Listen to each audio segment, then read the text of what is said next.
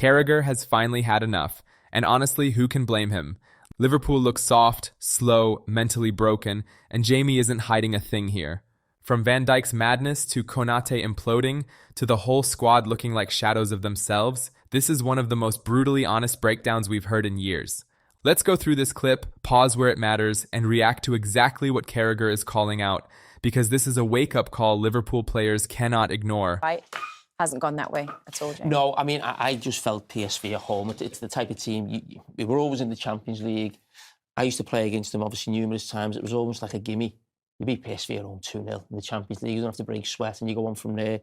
So to lose to Nottingham Forest a few days ago and to lose to PSV now, it's not just losing, it's the manner of the defeat as well.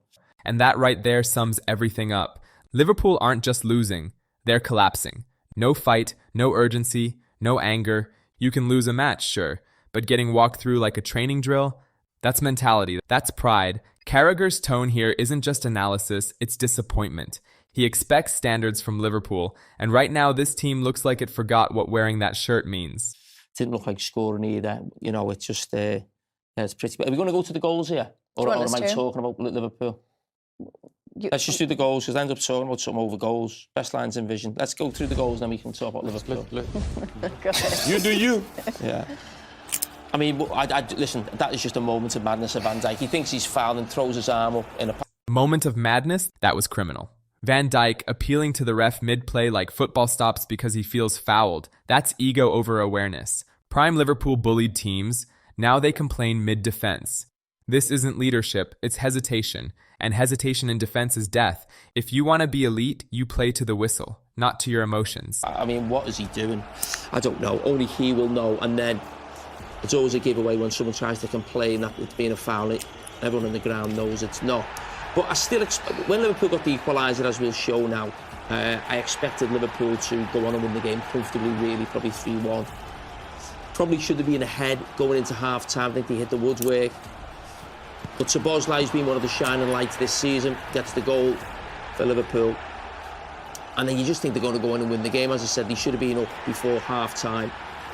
The start of the second half was a disgrace.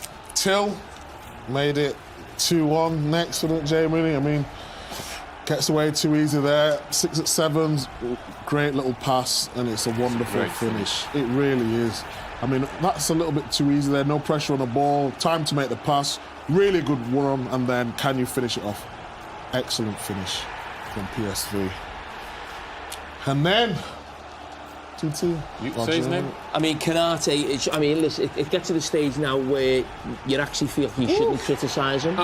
Because you're actually, you feel, I mean, you're watching something that's actually, it's not nice to watch when you're watching a player go through something like this. I mean, listen, I've never thought he was top class, but he's just going through an absolute nightmare. And this is where Carragher drops the hammer. He basically says Konaté has never been world class, and right now he's free falling. He looks nervous, heavy, 5 seconds late to everything. Top players make mistakes, sure, but not weekly, not like this. Liverpool can carry one struggling player, but not 4 or 5. If you're costing goals consistently, loyalty doesn't save you. Performance does. Nowhere near good enough from what we're seeing right now, and then to lose 4-1. I mean, it was 3-0 at the weekend. It should have been 4-0, actually. It's too easy, that, though, isn't it? Make it 4-1. Liverpool, you can't lose like that. There's a way to lose games of football. And listen, we've all been involved in games like this, but this has happened week after week after week.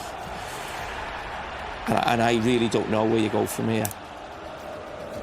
What do you think is going to happen, Jimmy? Would you, for example, as a non-obviously Liverpool guy, I was kind of expecting that last year, him struggling a bit, not to that level. But what do you think is going to happen now? Because that's a tough one now. Liverpool's not a sacking club. I say Liverpool, I think, are different from almost every club in European football, where if the manager is the king. You know, the managers get time. Liverpool have never sacked a manager who's won the league. Never in the history. They've all, you know, after a few years, they've gone, they've resigned. I couldn't believe at the weekend that people were talking about the manager's job when I spoke to Liverpool supporters after losing at home to Nottingham Forest. it's only going to amplify now. And I've always been in the camp of you stick with the manager, because I'm angry with the players, if I'm being totally honest. I'm really angry with the players. Finally, someone says it. Not tactics, not slot, not bad luck. The players. Running, pressing, tackling. Those are effort things, not tactical things. If Liverpool look passive, it's because players are choosing not to bite, choosing not to suffer. You don't win by reputation, you win by aggression. And right now, Liverpool look like they're waiting for someone else to fix the mess. But it does get to a stage with any manager at any club where I always use this word, untenable, where it almost feels like it can't go on any longer. I'm not quite there yet personally in terms of the manager, but I know a lot of supporters will be. But I've had a lot of time to think about it because I knew the game was over well before the final whistle. I think what you see now is Liverpool in 2018 under Klopp starts this sort of journey of being a great team, and then Slot comes in. And we're now, 7 or 8 years later.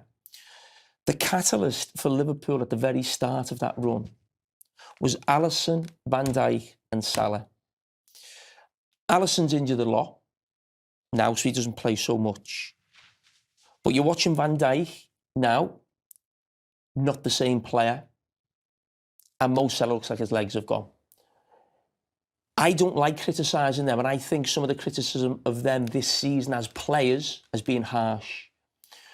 You always look for your leaders in your team to step up when things are not going well. Now, I've been critical of Mo Salah off the pitch. I want him to come out and do an interview tonight and speak to the Liverpool supporters about what the players are going to do, what's going on in the dressing room, giving the supporters hope that things are going to improve. But I don't like criticising them on the pitch because they're absolutely legendary what they've done, and the legs have just gone, especially with Salah. Van Dijk now can't help other players. He needs help himself. And that just means that he's a normal centre-back, like I was at one stage. So maybe he's not superhuman right now. But they've been that good for the football club. I look at some of the others. Step up. Can you only play well when they play well? Or they carry you?